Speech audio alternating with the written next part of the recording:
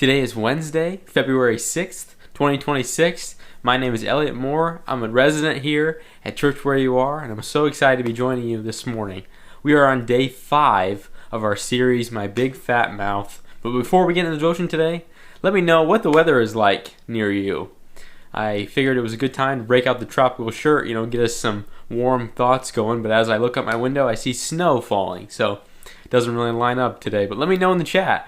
What's the weather like where you're from? We have people from all over the country that get to join us here at Church Where You Are. So the weather may look a little bit different where you are compared to where I am. But if you're in the same boat as me and it's cold outside and you're having warm thoughts inside your home, let me know in the chat.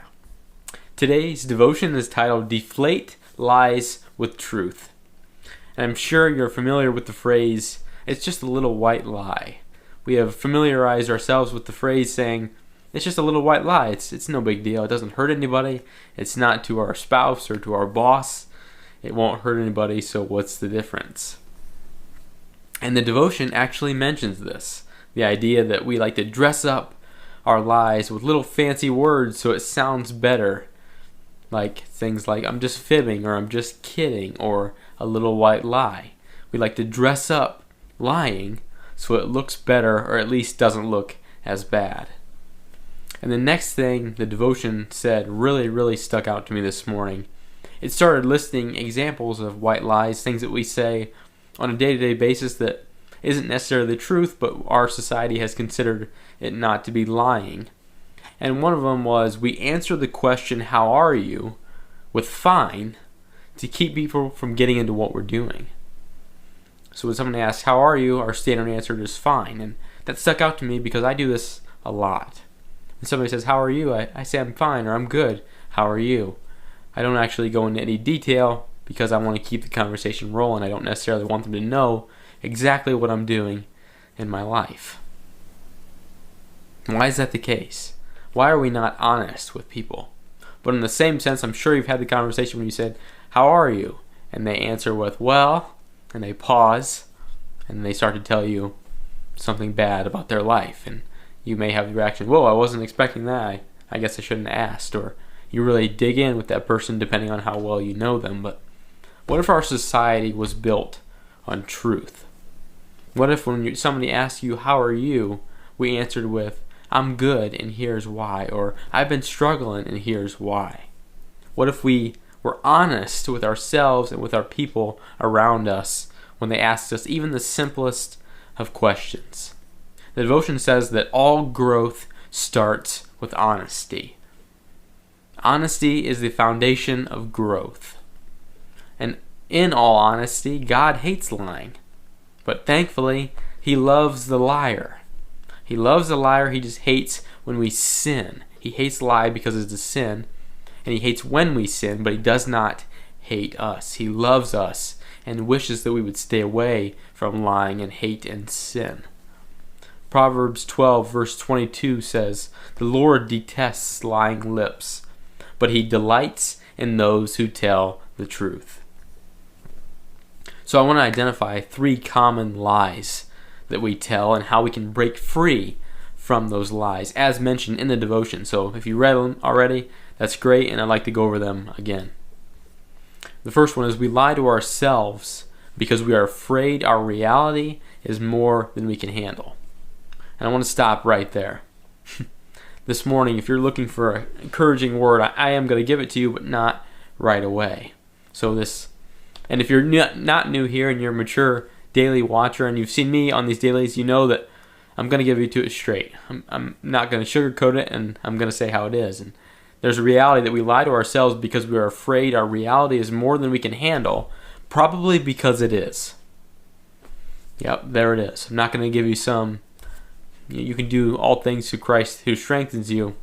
Those Philippians 4:13 verse that's so common in our society. But your reality is probably more than you can handle.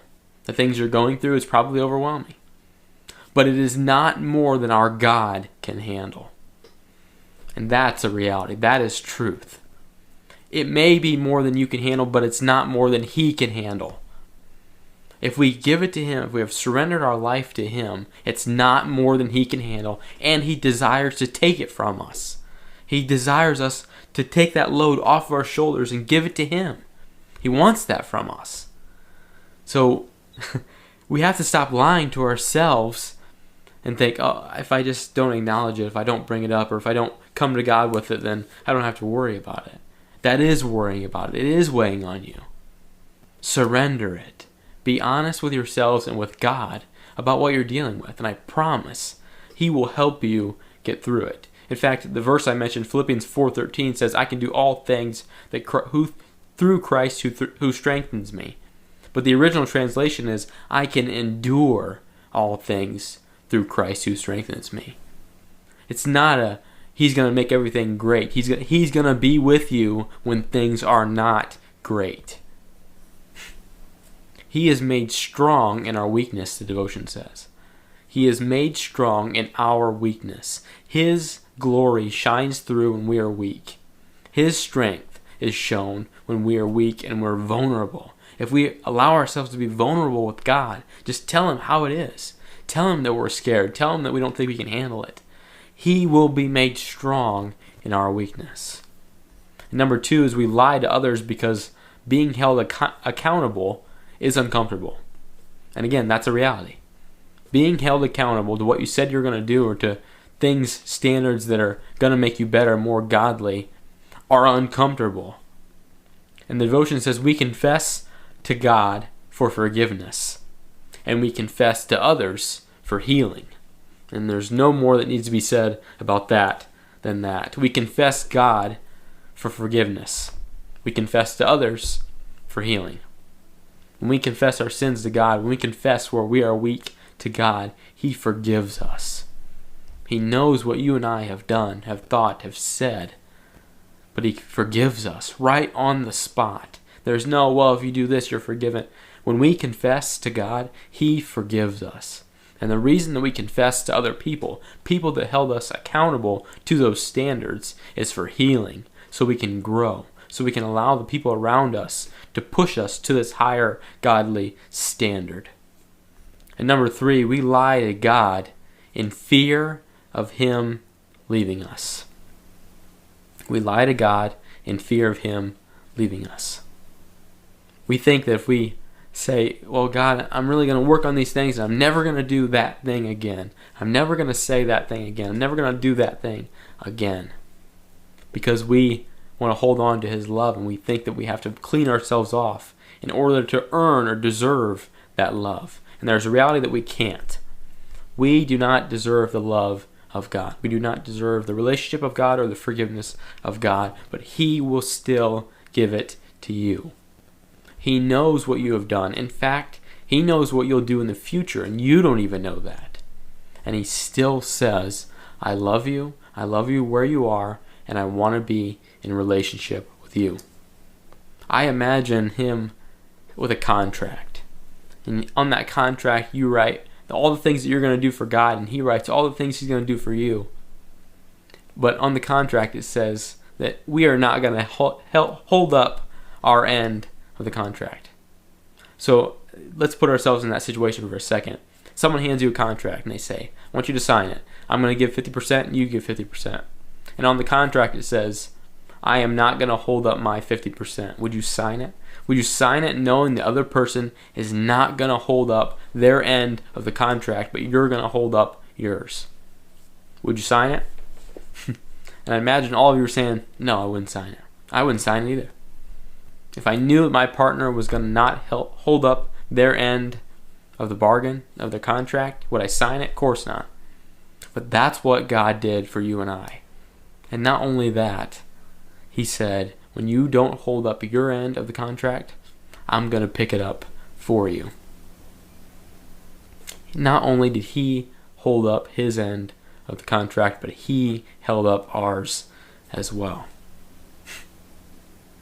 The love of God is beyond the things that we think we have to lie about. It's beyond us having to say, okay, God, I'm never going to do that again. Or now that I'm cleaned off, now that I'm ready to go and I got my fancy shirt on, now you can use me. He can use us right where we are. Philippians 4 verse 8 says, and now, dear brothers and sisters, one final thing.